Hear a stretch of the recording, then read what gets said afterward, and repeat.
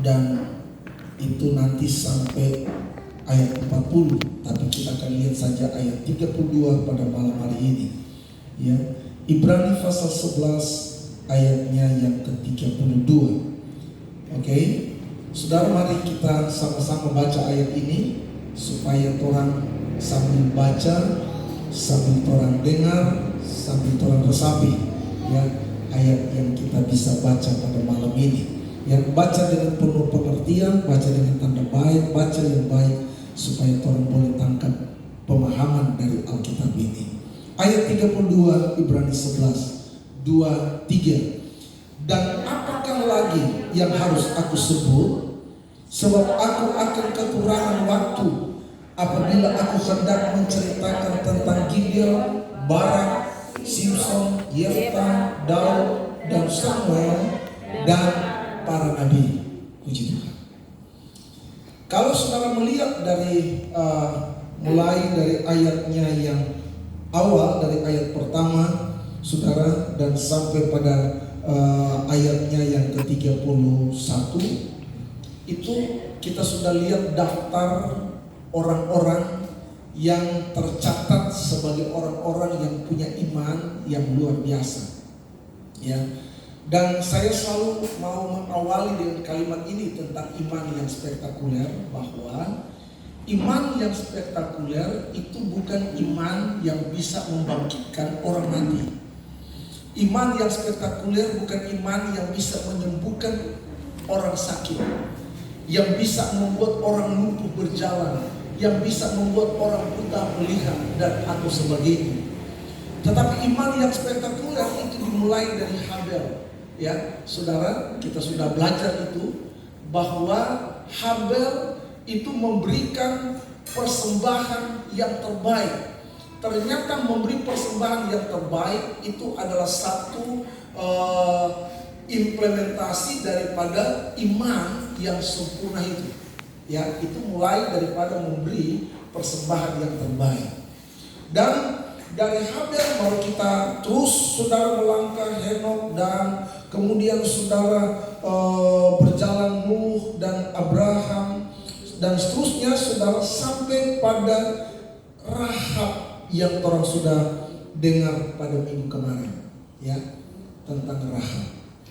Nah, malam ini saudara, saya mau saudara tolong lihat satu catatan yang sangat menarik dari penulis Ibrani yang kita semua yakini adalah Rasul Paulus sebagai penulis daripada kitab Ibrani. Dia mencatat bahwa dia akan punya kekurangan waktu apabila dia ingin mencatat semua orang yang punya iman yang luar biasa. Tetapi yang menarik di sini adalah dia menyinggung tentang beberapa nama. Nah, saudara ya, sebelum dia mengakhiri pada ayat 32 dan para nabi, dia menyinggung tentang beberapa nama. Dimulai daripada Gideon, ya, dia singgung dari Gideon. Kemudian kita melihat ada siapa lagi di situ? Ada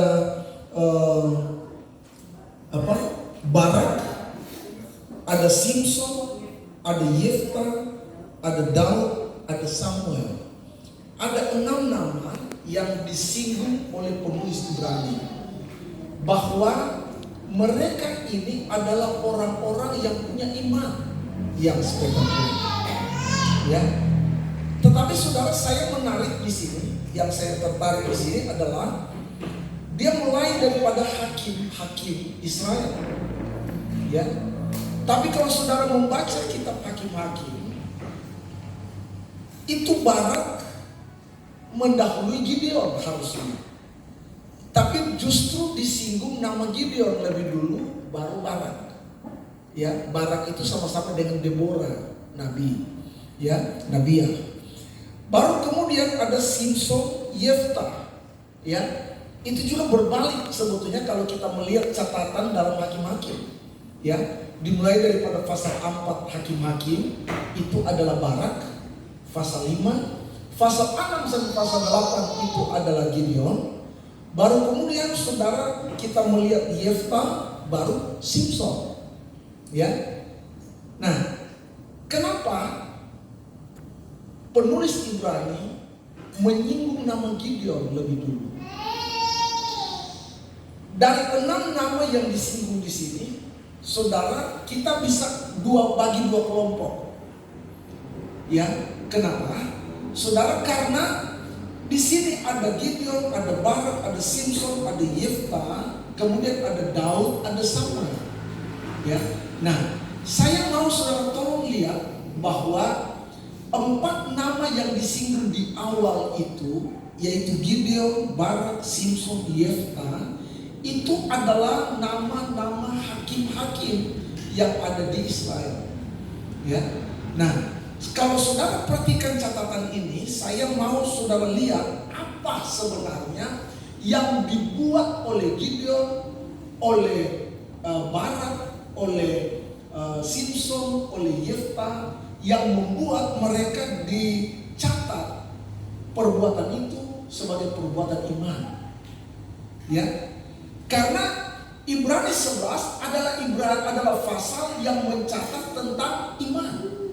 Orang-orang yang melakukan sesuatu dengan iman kepada Tuhan yang luar biasa. Nah, sekarang saudara, apa yang dilakukan oleh Gideon, oleh Barak, oleh Simpson, oleh Yefta yang membuat mereka tercatat di dalam saudara Ibrani pasal 11 ini. Nah, saudara, mari kita lihat satu catatan. Sebelum kita maju, kita perhatikan 1 Samuel. Tolong buka 1 Samuel pasal yang ke-12, dan kita akan lihat di sana ayatnya yang ke-11. 1 Samuel, ya, 1 Samuel pasal 12, dan kita akan lihat pada ayatnya yang ke-11. Saudara sudah ketemu ayatnya? Ya, mudah-mudahan saudara bisa buka dengan cepat, baik itu buku Alkitab atau saudara Alkitab yang elektronik, ya, di tangan Android, lewat Android di tangan saudara. Nah, ayat 11 1 Samuel 12, sama-sama 2-3. Sesudah itu Tuhan mengutus Yerubbaal, Barak, Yefta, Samuel, dan melepaskan kamu dari tangan musuh di sekelilingmu, sehingga kamu diam dengan tenang. Saudara lihat, Allah berfirman melalui Samuel, berkata bahwa Tuhan yang utus pertama Yerubbaal.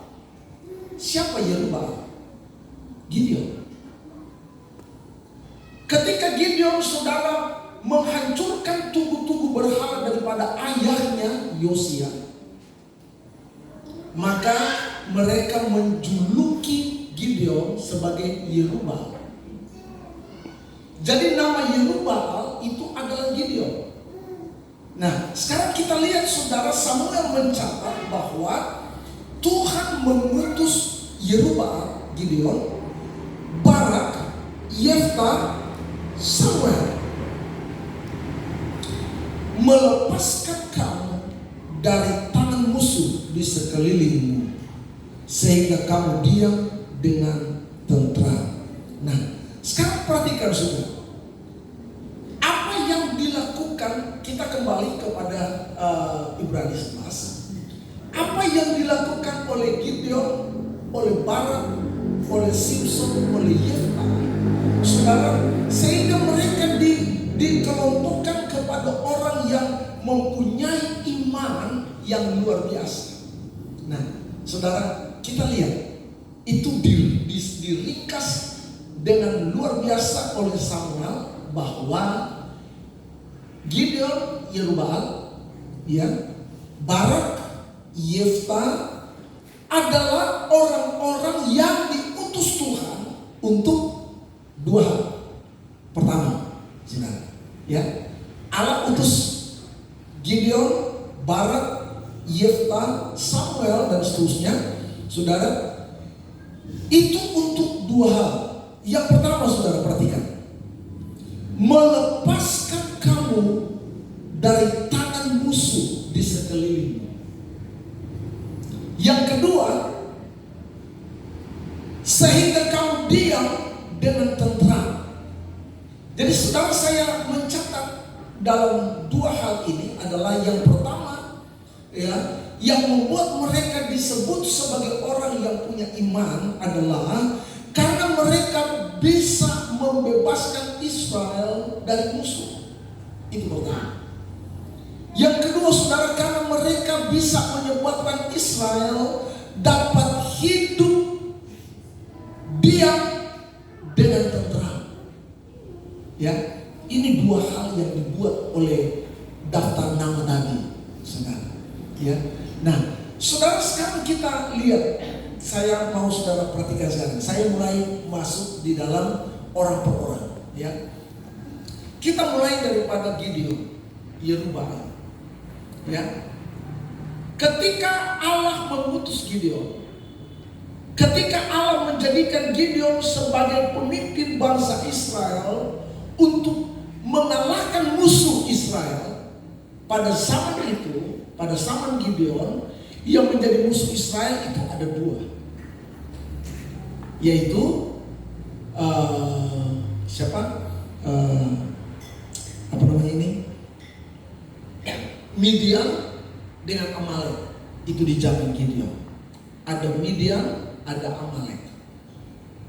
Nah, saudara, saya lihat kenapa orang yang bisa mengalahkan musuh ini disebut sebagai orang yang punya iman yang spektakuler. Ya. Nah, ini yang saya akan menarik saudara, ya, membawa saudara sampai saudara bisa melihat tentang relevansi daripada zaman Torah sekarang ini. Ya, apakah Torah juga punya Midian, punya Amalek? Ya, saudara, ada musuh-musuh kita yang kita hadapi setiap hari, saudara. Ya, yaitu apa, saudara? Midian. Siapa? Amalek. Mereka, saudara, adalah musuh-musuh yang Torah harus kalahkan. Dan saudara, kita tidak bisa kalahkan Midian, kita tidak bisa kalahkan Amalek dengan iman yang biasa-biasa. Kita tidak dapat kalahkan Amalek, tidak dapat kalahkan Midian, saudara, dengan iman yang bukan spektakuler. Tetapi kita bisa kalahkan Midian, kita bisa kalahkan Amalek dengan iman yang spektakuler. Haleluya. Nah, sekarang kita belajar, saudara. Bagaimana Midian, bagaimana Amalek yang menjadi musuh kita, orang beriman. Mereka adalah musuh Israel. Siapa Israel? Israel itu, saudara, menjadi bayangan untuk orang Kristen. Ya, Israel pada zaman lama itu, perjanjian lama, pada zaman lalu, saudara, itu menjadi bayangan untuk orang gereja Tuhan. Jadi apa yang dihadapi oleh Israel pada zaman lalu, saudara, itu adalah menjadi bayangan untuk apa yang kita akan hadapi pada zaman ini. Dan ternyata, saudara, musuh daripada Israel pada zaman Gideon, saudara, itu sama dengan musuh yang sedang kita hadapi pada zaman ini. Siapa? Midian, Amalek. Mari kita buka Hakim-Hakim. Ya, saudara, kita lihat catatan di sana tentang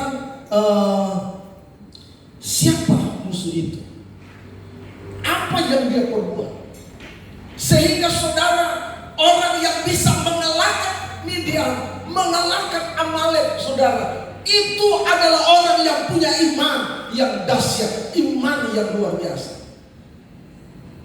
Hakim-Hakim 6.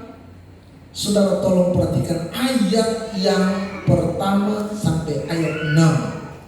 Ya, Hakim-Hakim pasal 6. Kita akan lihat di sana, saudara, mulai daripada ayat yang pertama, saudara, sampai dengan ayat yang ke-6. Ya, saudara. Nah, orang Midian itu berkuasa, kata ayat 2, ya, selama 7 tahun lamanya.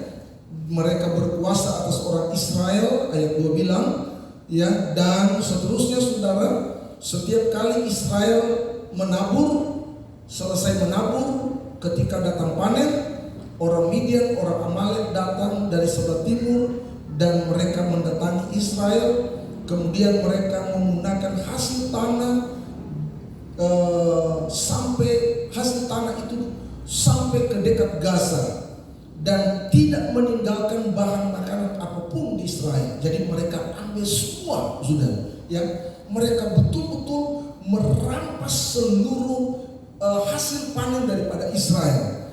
Dan saudara, Midian dan Amalek datang bukan hanya orang. Mereka bawa domba, bawa lembu, bawa keledai, dan bawa semua binatang.